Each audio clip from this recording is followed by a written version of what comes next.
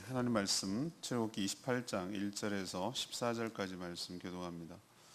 오늘은 9월의 첫날 9월 1일 토요일 아침입니다. 9월 1일자 본문 출애굽기 28장 1절에서 14절까지 말씀 교독하겠습니다. 구약성경 124쪽입니다. 너는 이스라엘 자손 중 내 형 아론과 그의 아들들 곧 아론의 아들들 나답과 아비후와 엘르아살과 이다말을 그와 함께 내게로 나오게 하여 나를 섬기는 제사장 직분을 행하게 하되 내 형 아론을 위하여 거룩한 옷을 지어 영화롭게 아름답게 할지니 너는 무릇 마음에 지혜 있는 모든 자 곧 내가 지혜로운 영으로 채운 자들에게 말하여 아론의 옷을 지어 그를 거룩하게 하여 내게 제사장 직분을 행하게 하라. 그들이 지을 옷은 이러하니 곧 흉패와 에봇과 겉옷과 반포 속옷과 관과 띠라. 그들이 내 형 아론과 그의 아들들을 위하여 거룩한 옷을 지어 아론이 내게 제사장 직분을 행하게 하라. 그들이 쓸 것은 금실과 청색, 자색, 홍색 실과 가늘게 꼰 배실이니라. 그들이 금실과 청색, 자색, 홍색 실과 가늘게 꼰 배실로 정교하게 짜서 에봇을 짓되 그것에 어깨바지 둘을 달아 그 두 끝을 이어지게 하고 에봇 위에 매는 띠는 에봇 짜는 법으로 금실과 청색, 자색, 홍색 실과 가늘게 꼰 배실로 에봇에 정교하게 붙여 짤지며 호마노 2개를 가져다가 그 위에 이스라엘 아들들의 이름을 새기되 그들의 나이대로 6 이름을 한 보석에 나머지 6 이름을 다른 보석에 새기라. 보석을 새기는 자가 도장에 새김같이 너는 이스라엘 아들들의 이름을 그 두 보석에 새겨 금태에 물리고 그 두 보석을 에봇의 두 어깨바지에 붙여 이스라엘의 하나들이 기념 보석을 삼되 아론이 여호와 앞에서 그들의 이름을 그 두 어깨에 메어서 기념이 되게 할지며 너는 금태로 태를 두르고 순금으로 노끈처럼 두 사슬을 닦고 그 따은 사슬을 그 태에 달지니라.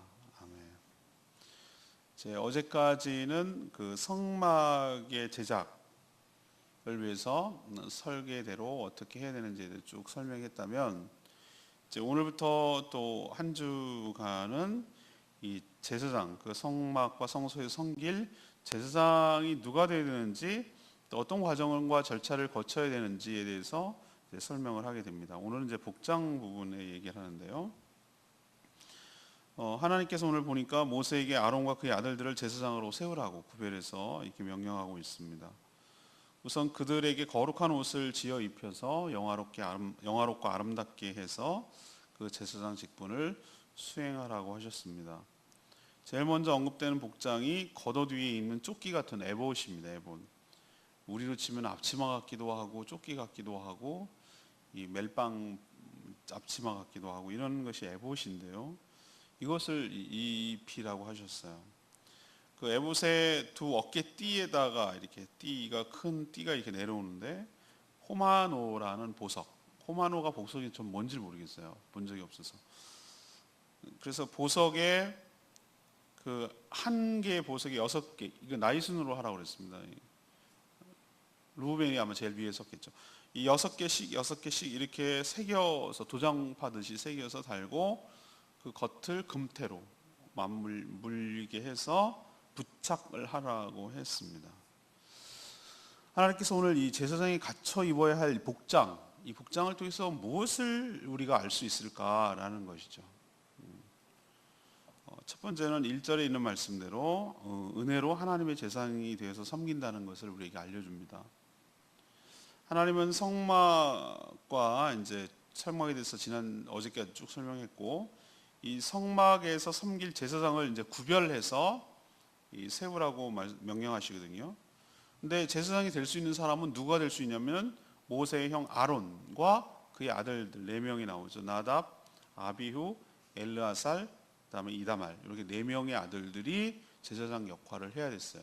이게 이제 그냥 하나님께 규례로 굳어졌어요. 그래서 레위 지파가 있지만 모세와 아론이 전부 다 레위 지파 출신입니다. 레위 지파가 있지만 레위 지파라고 해서 모두 다 그 제사장이 되는 건 아니고 그 아론의 자식들만 계속해서 그 4명의 자손들만 제사장으로 섬길 수가 있었어요.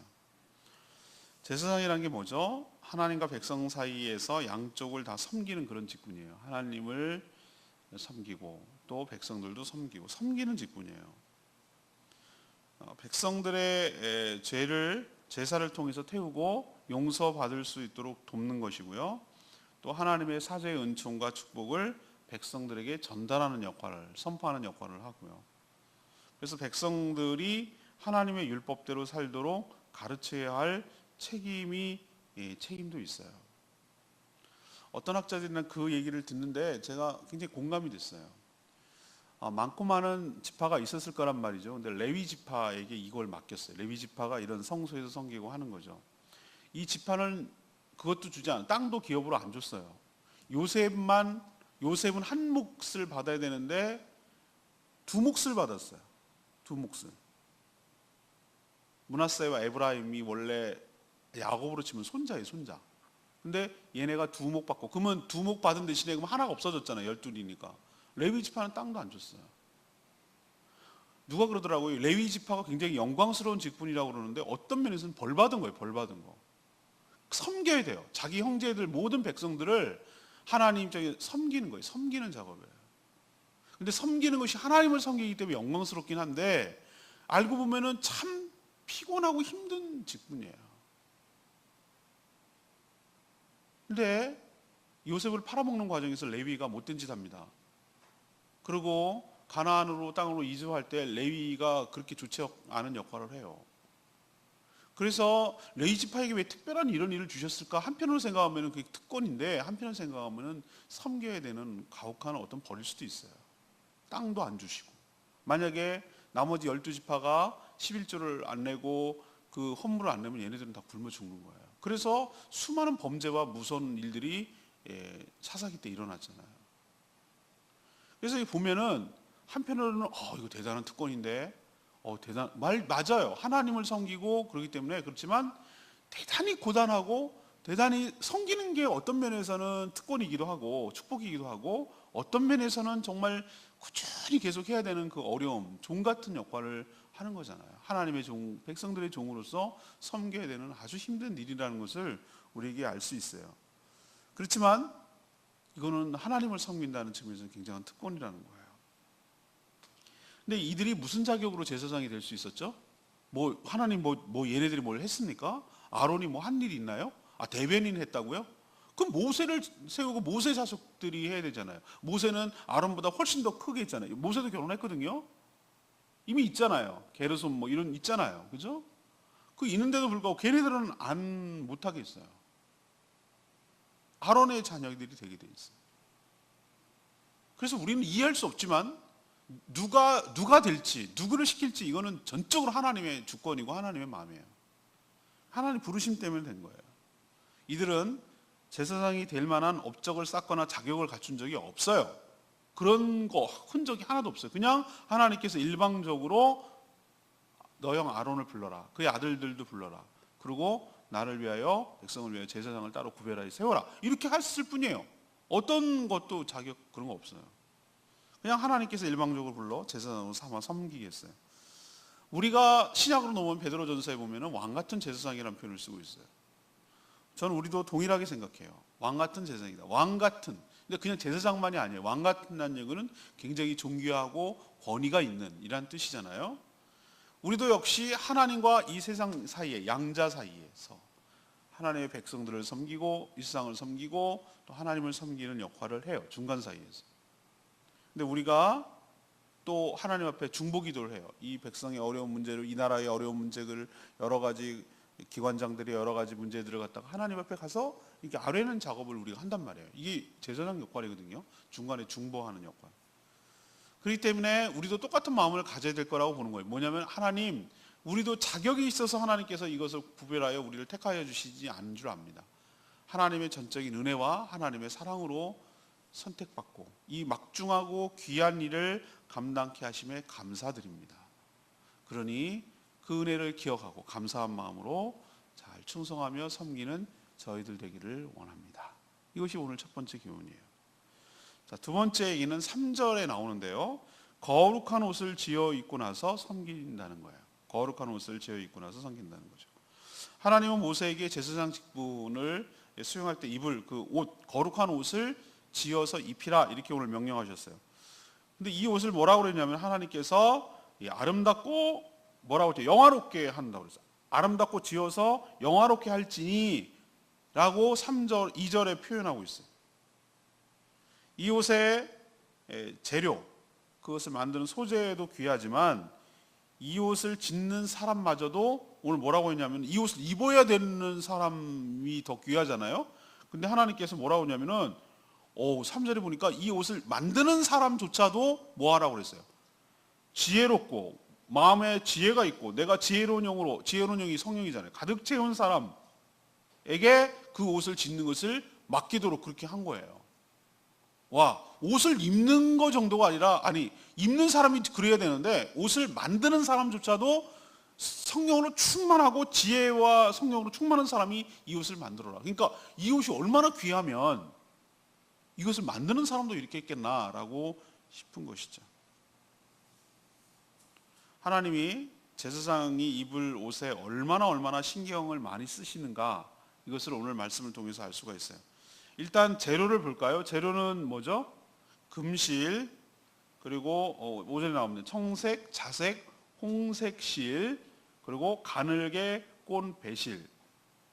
몇 가지 종류입니까?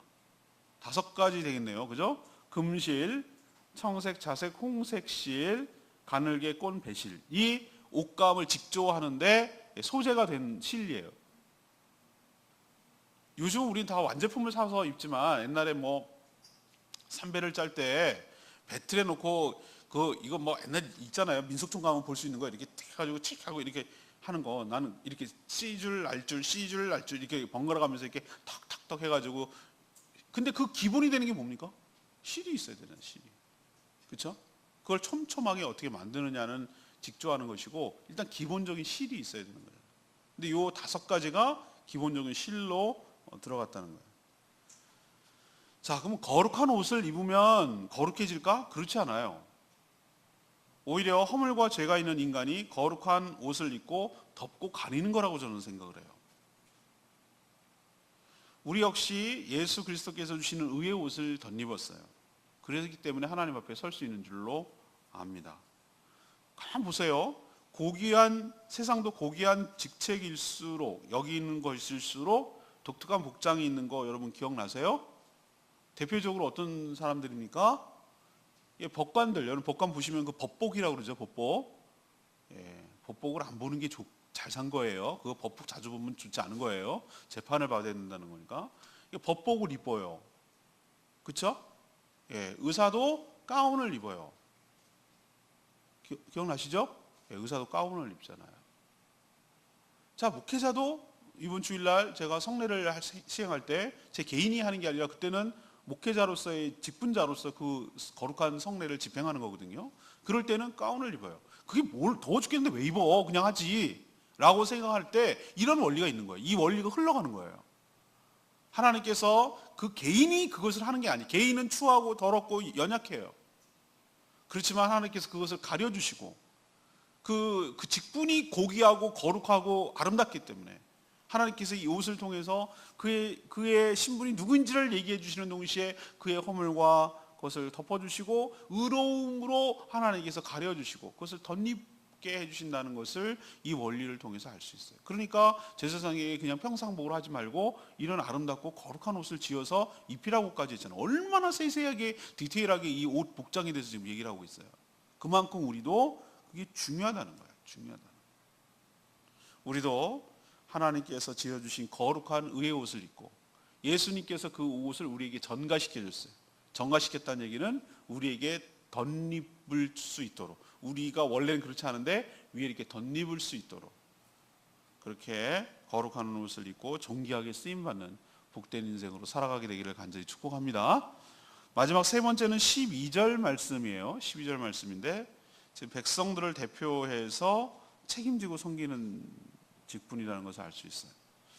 이 제사장이 갖춰야 할 복장이 여러 개 있어요. 지금 다음 주 내내는 제사장에 관련된 이야기를 하는데, 우리 같으면, 여러분 같으면 옷 복장 할 때 뭘부터 하시겠어요? 제일 먼저 겉옷부터 하겠죠, 그죠? 아니, 그냥 상식적으로 저 같은 사고의 수준이라면 뭐냐면, 자, 겉옷은 이렇게 하고, 그 다음에 속옷은 뭐 하고, 모자는 어떻게 쓰고, 그죠? 거기 액세서리는 어떻게 달고, 신발은 뭐를 신고, 뭐 이렇게 할 것 같지 않아요? 저랑 생각이 다른 분도 계시에요, 물론. 근데 오늘 첫 번째로 복장을 설명하는데, 복장 이야기하는 것도 나는 좀 독특하고, 저 같으면 예를 들면 이 제사장이 누가 되는데 어떤 과정을 거쳐서 임직을 하는지 뭐 이것부터 얘기하고, 그다음에 얘가 입어야 될 게 뭐 이렇게 하겠는데, 제사장을 예를 세워라 라고 말해놓고 먼저 언급하는 게 복장부터 언급하는데, 복장 중에서도 제일 바깥에 보이는 것부터 얘기를 하는 거예요.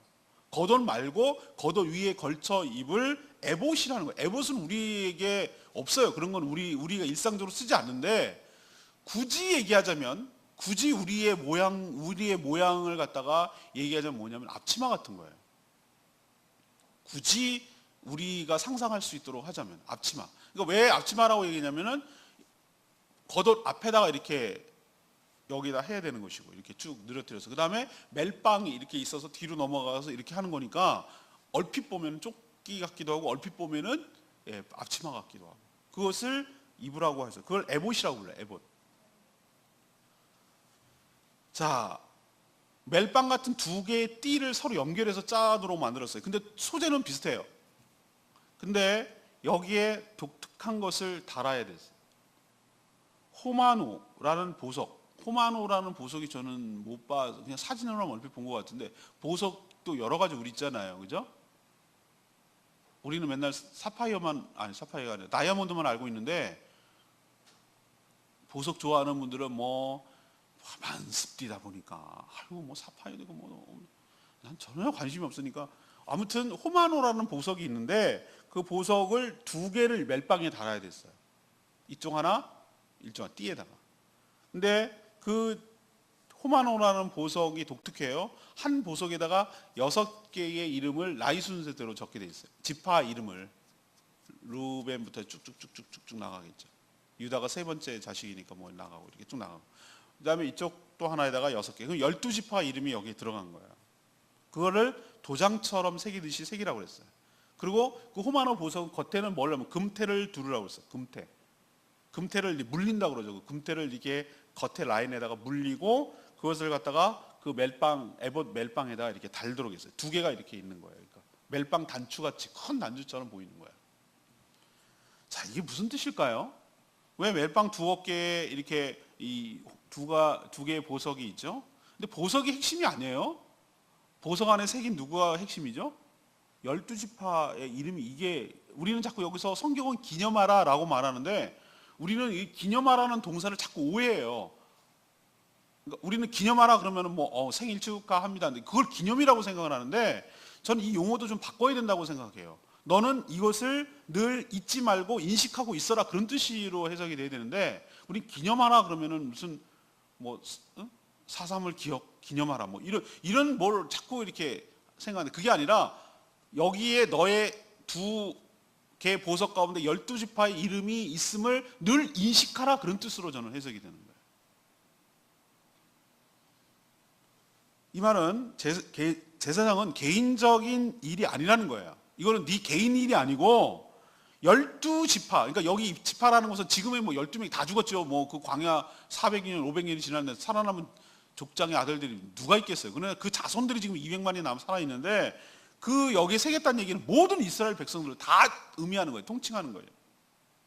그 얘기는 제사장 네가 백성을 대표해서 백성들, 왜 여기 호마노 두 보석이 위치한 것을 보면은 어깨에 들어가 있어요. 어깨 바지라고 그런 거 보면은 여기에 걸쳐 있다는 걸 알 수 있어요.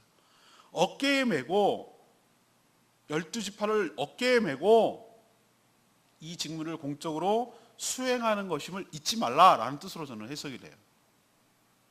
우리도 제사장은 개인적인 명예나 이익 때문에 일하는 사람이 아니고요, 모든 백성을 대표해서 그들을 책임지고 하나님 앞에서 섬기는 고귀한 직분이 바로 제사장 직분인 줄로 압니다.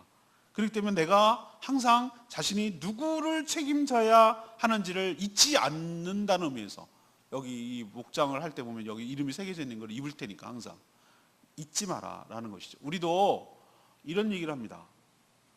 가장의 어깨에 얼마나 많은 무게감이 있는지 아느냐, 뭐 이런 표현을 쓰고 있어요. 그렇죠? 예. 참 불쌍해요, 남자들. 예. 가족을, 생계를 책임져야 되는 거기 때문에 자기 혼자 살면 그러지 않아도 될 거예요. 그죠? 그렇게까지 할 필요가 없는데 딸린 처자식이 있잖아. 그러니까 정말 어떨 때는 싫어도 어떨 때는 힘들어도 그 나 혼자의 삶이 아니고 나로 인해서 살아가야 될 수많은 딸린 식구들이 있다는 것을 어깨에 이렇게 두 양쪽에 메고 그 책임을 무겁게 감당하라는 거예요. 그걸 잊어버리지 않으려고 아예 제사장은 여기다가 호마노에다가 12지파를 새긴 것이고요. 그만큼 책임의식을 가지고 공적으로 책임감을 가지고 그 일을 수행하라는 것을 인식시키려고, 제사장이 너 뭐 하는 것인지 알아? 라는 것을 깨닫게 하시려고, 기념하게 하라는 건 그런 뜻이에요. 거기다 이렇게 새긴 것이 아닌가라는 생각이 듭니다. 그만큼 이 직분이 막중하다는 거예요. 막중하다.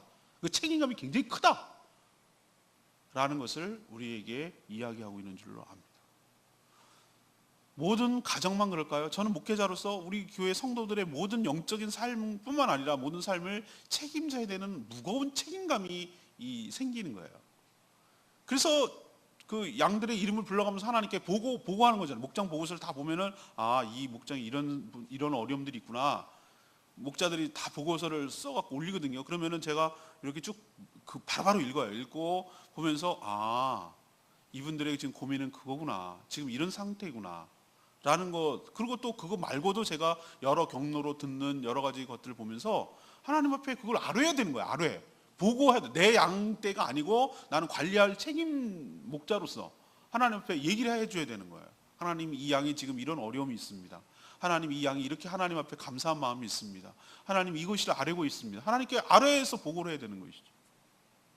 그 책임이 굉장히 막중할 때가 있어요. 막중하게 다가올 때가 있어요. 제가 책임을 진다는 거예요, 그게. 그리고 저는 어떨 때는 등록한 교인들이 이렇게 됐을 때, 여러분은 어떻게 목사님 참 기뻐하시겠다. 예, 기뻐요. 기쁜데 한편으로 어떤 마음이 생기는 줄 아세요? 이건 목회자만이 느낄 수 있는 건데, 한편으로 이분이 오면은 좀 표현이 뭐합니다만 부담이 되는 거예요.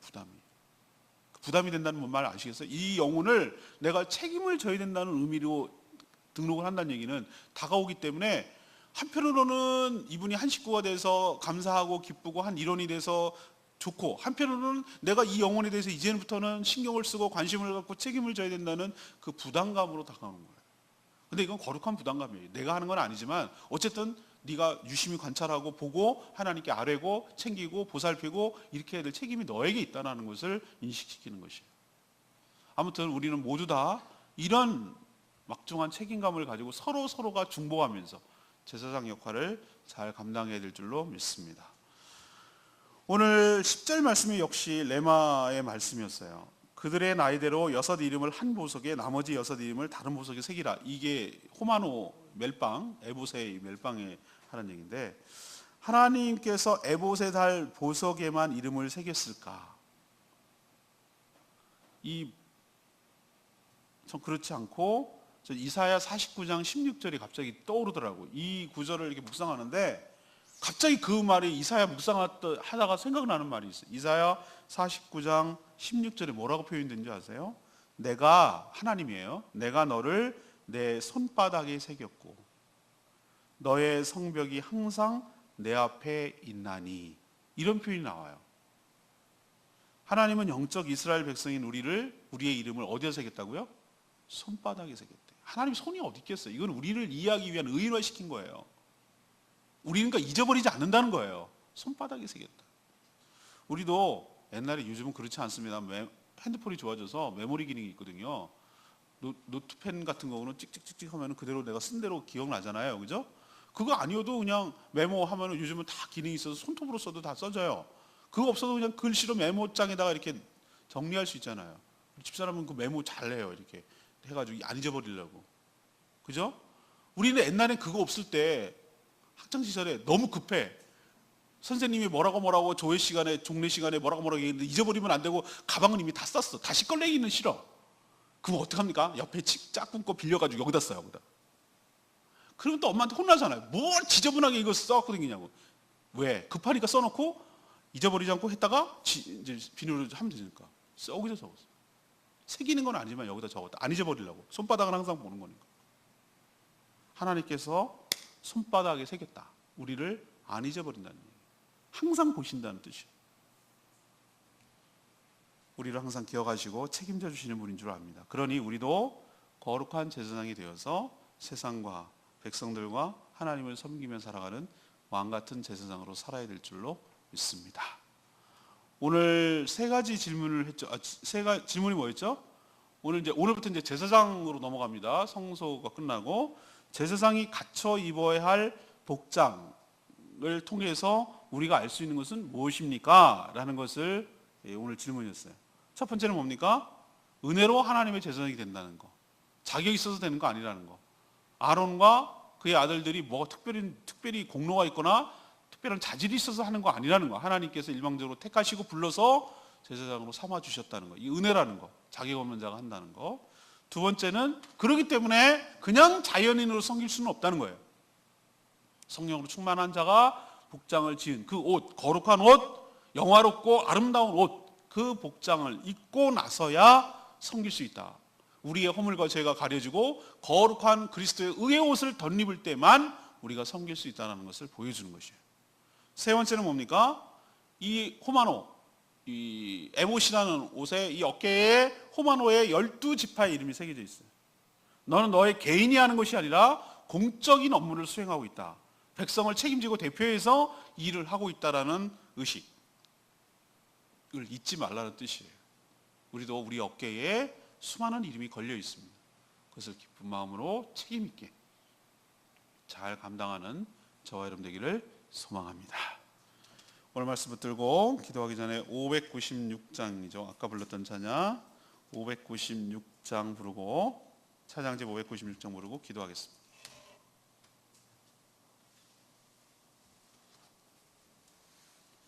596장 십자가의 길 순교자의 삶이라는 것입니다. 제사장이 어떻게 섬겨야 될 것을 오늘 알았듯이 우리도 이런 삶을 살아가게 되기를 원합니다.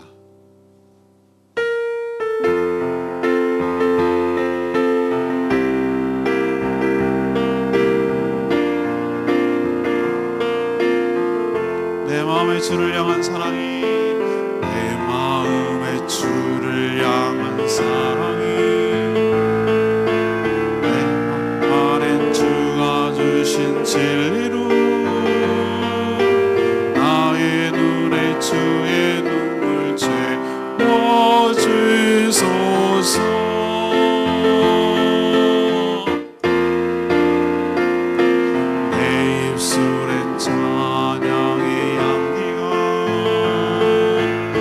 손에는 주를 담는 섬김이 나의 삶의 주의 흔적 남게 하소서.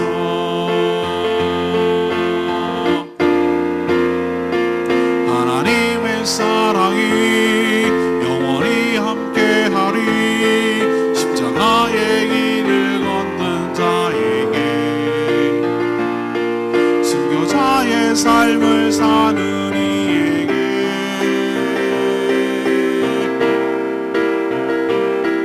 조롱하는 소리와 세상 유혹 속에도 주의 순결한 신부가 되리라. 내 생명 주님께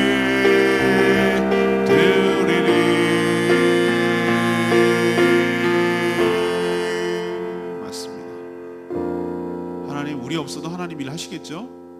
네, 그렇습니다. 나 없으면 안 된다고요? 그게 바로 교만입니다. 나는 자격이 없어서 하나님 불러주실 그 그럴 이유도 없어. 안 불러줘도 할 말 없는 자들인데 불러주시고 또 주의 나라를 위해서 존귀하게 쓰임받을 수 있는 하나님 귀한 직분을 주신 것 참 감사합니다. 두렵고 떨리는 마음으로 이 직분 잘 감당하게 하여 주시기를 원합니다. 하나님, 우리가 의의 옷을 선입게 하여 주시옵시고 아름답고 거룩한 옷을 입고 하나님 백성을 대표해서 하나님 다른 지체들을 섬기며 하나님 나라를 위해서 하나님을 섬기며 이 세상을 온전히 섬기는 제사장의 직분을 온전히 잘 감당하게 해달라고 다 같이 주여 외치며 하나님께 기도합니다. 주의 아버지, 내 마음에 주를 향한 사랑이 나의 말엔 주가 주신 진리, 나의 눈에 주의 눈물 채워주소서.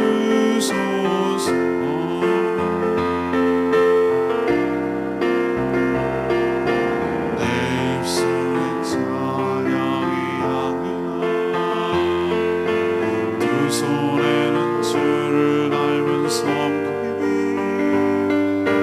나의 삶엔 주의 흔적 나게 하소서.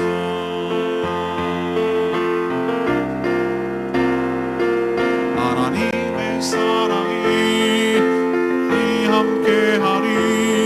십자가의 길을 걷는 자에게 순교자의 삶을 사는 이에게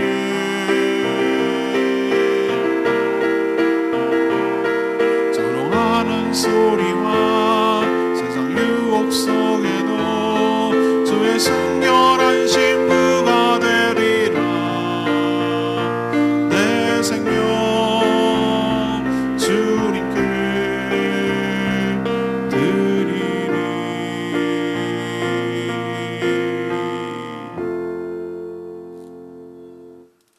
하나님, 저희도 왕같은 제사장으로서 하나님과 세상과 다른 지체들을 섬기며 나아가기 원합니다. 저희가 무슨 자격이 있어서가 아니라 예수 그리스도께서 덧입혀 주신 의의 옷을 입고 거룩한 직분을 받았습니다. 영화롭고 아름답게 되었습니다. 그러니 감사한 마음과 두렵고 떨리는 마음으로 온전히 섬기는 저희들 되게 하여 주시옵소서. 저희의 어깨에 섬겨야 할 대상의 이름이 있습니다.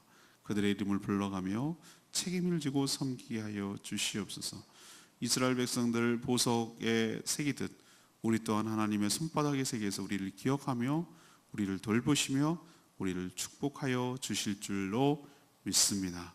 하나님의 은혜와 사랑을 기억하며 주님이 맡겨주신 일 온전히 잘 감당하는 저희들 되게 하여 주시옵소서. 오늘도 하나님 앞에 간구하는 모든 기도 응답하여 주시고 내일 거룩한 주일 온전히 잘 준비해서 최고의 것을 하나님께 거룩하게 올려드리는, 그래서 하나님의 임재를 경험하고 하나님의 축복을 경험하는 복된 예배 되도록 잘 준비하게 하여 주시옵소서. 이제 8월이 지나고 9월이 시작되는 첫날입니다.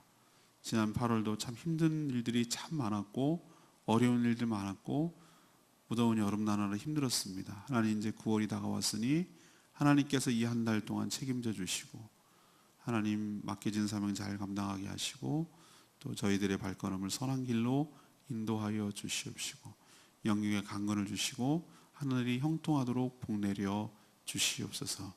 오늘도 하루도 주님의 일을 위하여 몸된 교회를 위하여 온전히 헌신하는 복된 하루 되게 하여 주시옵소서. 주님께 모든 것 맡겨오고 예수 그리스도의 이름으로 축복하며 기도합니다. 아멘. 오늘 하루 또 이 한 달도 주님의 은혜로 살아가게 되기를 간절히 축복합니다. 기도하겠습니다.